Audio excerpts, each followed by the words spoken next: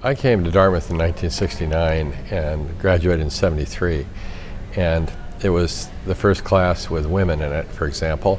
So it was an amazing time of transformation. I thought I would be an international relations major and ended up being an art major within about 10 days. And so I think having an institution like this that allows that kind of freedom of exploration broadly, and then you can focus, is really important.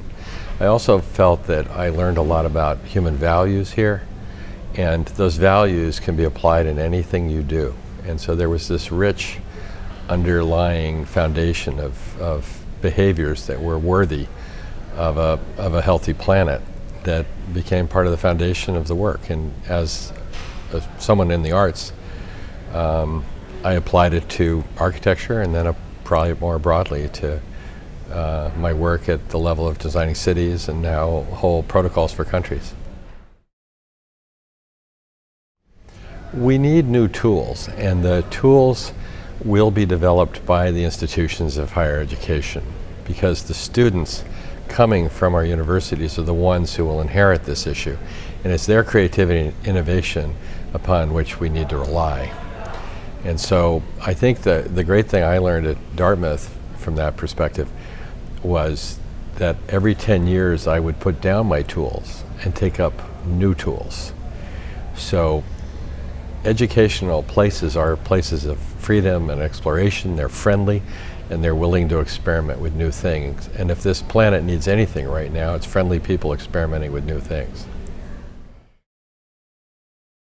The part that excites me about educations of higher learning is that it's not the reduction of lower behavior we're here to do, it's actually higher learning.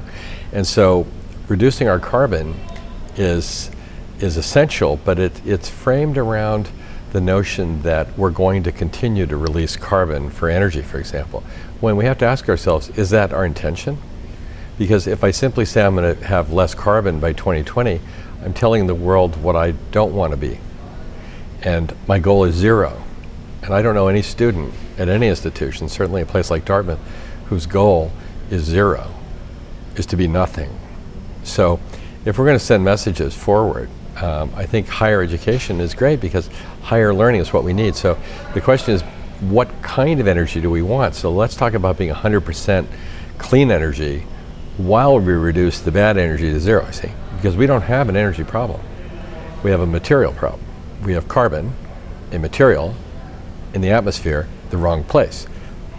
A material in the wrong place is known as a toxin. So we have converted carbon, something that we rely on for life itself, into a toxin.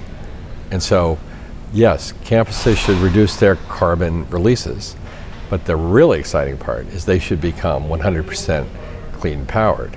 That's more interesting. That's what the students can aspire to.